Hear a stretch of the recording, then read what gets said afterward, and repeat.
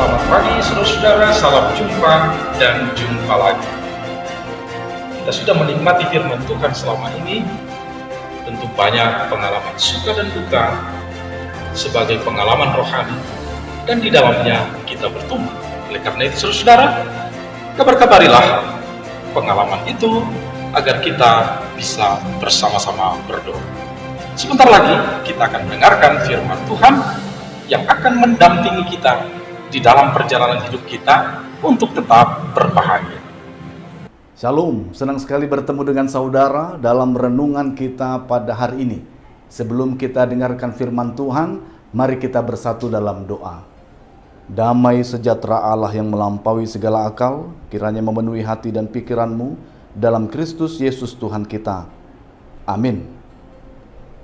Ya, kita akan mendengarkan pembacaan firman Tuhan. Firman Tuhan untuk kita pada pagi hari ini diambil dari Yesaya pasal 61 ayat 8. Demikian firman Tuhan. Sebab aku, Tuhan, mencintai hukum dan membenci perampasan dan kecurangan. Aku akan memberi upahmu dengan tepat dan akan mengikat perjanjian abadi dengan kamu. Demikian firman Tuhan. Berbahagialah orang yang mendengar firman Tuhan serta memeliharanya. Amin. Terima kasih. Kita akan mendengarkan pertanyaan. Tuhan memberikan hukumannya agar kehidupan ciptaan dan manusia menjadi tertib dan teratur. Namun, mengapa manusia melanggar hukum-hukum Tuhan itu? Terima kasih. Ya, itulah pembacaan firman Tuhan dilengkapi dengan pertanyaan untuk memperjelas dan juga mempertajam renungan kita pada saat ini. Inti dari renungan ini adalah hukum dan hubungan. Ya, Allah mencintai hukum sehingga hukum itu diberikan kepada seluruh ciptaan. Hukum ini dikenakan kepada seluruh ciptaan supaya semuanya terhubung, sehingga antara hukum dan hubungan sangat erat kaitannya. Satu negara untuk berdiri langgeng, mereka harus memiliki hukum, memiliki aturan, memiliki peraturan. Di dalam keluarga pun demikian, seorang pemimpin, imam di tengah-tengah keluarga, apabila keluarga itu ingin harmonis dan bahagia, harus ada aturan, harus ada hukum di sana, sehingga semuanya saling mengikat, semuanya berjalan, dan akhirnya terjadilah keteraturan. Itulah sebabnya mengapa Tuhan memilih umatnya disertai dengan memberikan 10 hukum Taurat. Itu supaya membuat seluruh umatnya mencintai Allah dan juga menghormati sesamanya. Demikian juga dengan alam semesta ini, Tuhan berikan hukum supaya berjalan dengan otomatis semuanya sesuai dengan jalannya, tugasnya, dan peranan masing-masing. Sehingga satu dengan yang lain tidak saling bersinggungan, sehingga planet-planet satu dengan yang lain berada di tempatnya, supaya binatang, tumbuh-tumbuhan, manusia bisa saling hidup bersama dengan harmonis. Tapi apabila hukum itu dilanggar, apabila hukum itu ditiadakan, maka kebinasaan akan terjadi. Benar. Maka itu kita tahu firman Tuhan mengatakan hari ini, Allah mencintai hukum. Dia tidak senang terhadap orang-orang yang melanggar hukum, bahkan melakukan penyelewengan, melakukan kejahatan. Umat Tuhan ini tidak hanya diberikan Tuhan kepada umatnya Israel, tapi ini juga disampaikan kepada kita orang-orang yang percaya kepada Allah di dalam Yesus Kristus. Hendaknya kita semuanya melakukan hukum Tuhan, yaitu yang diajarkan oleh Tuhan Yesus, hukum kasih. Ya, hukum kasih. 10 hukum Taurat intinya adalah kasih, yaitu mengasihi Allah, dan mengasihi sesama.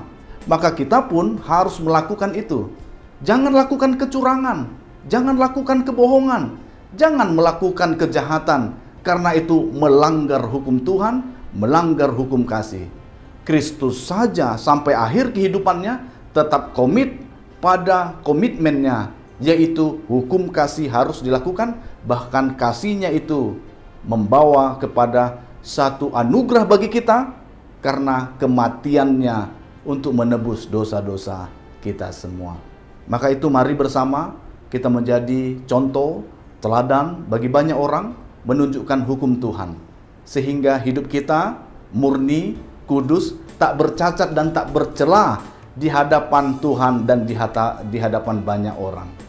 Apabila kita melakukan pelanggaran atas hukum-hukumnya Tuhan, memang kita akan mengalami kebinasaan. Tapi ini sangat dipedulikan oleh Tuhan. Jangan kita melanggar hukum Tuhan. Karena apa? Bukan hanya kita yang mengalami hukuman itu, tapi Tuhan pun dirugikan. Kenapa? Karena ketika kita melakukan kejahatan, ketika kita melakukan korupsi, ketika kita melakukan pembunuhan, maka orang akan melihat ini agamanya apa? Ini Tuhannya siapa? Maka dari sisi ini Tuhan membela namanya, Tuhan membela dirinya. Maka seluruh umat Tuhan jangan sampai menjadi batu sandungan, sehingga mari kita lakukan hukum-hukum dengan baik. Hukum Tuhan oke, kita lakukan, dan hukum yang ada di tengah-tengah dunia ini pun ketika diberlakukan di tengah-tengah negara, diberlakukan di tengah-tengah gereja, diberlakukan di tengah-tengah keluarga, itu juga lah kita harus lakukan. Supaya apa? Mencapai kesejahteraan, mencapai kedamaian, mencapai keselamatan. Ya, apabila kita melanggar hukum, peraturan yang ada di lalu lintas, apa yang terjadi? Maka kita akan celaka. Apabila kita melakukan perjalanan yang jauh dengan kecepatan yang sangat tinggi supaya cepat sampai di tempat, maka yang terjadi adalah kemungkinan akan kecelakaan. Demikian juga apabila kita melakukan perjalanan yang jauh tapi melanggar dengan kecepatan yang sangat rendah, sangat pelan, apa yang terjadi? Maka orang akan terganggu dan mereka akan bersungut-sungut karena kita. Maka itu mari kita jalani hari-hari dan kehidupan kita dengan taat akan hukum-hukum yang ada, supaya mendatangkan kesejahteraan, ketertiban, dan keteraturan.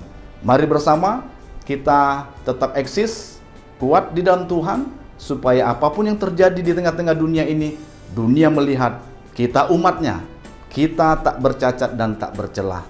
Nama Tuhan dipermuliakan, kita pun hidup berbahagia. Tetap semangat dan jalani hari-hari kita dengan penuh sukacita. Jangan lupa untuk berbahagia. Amin.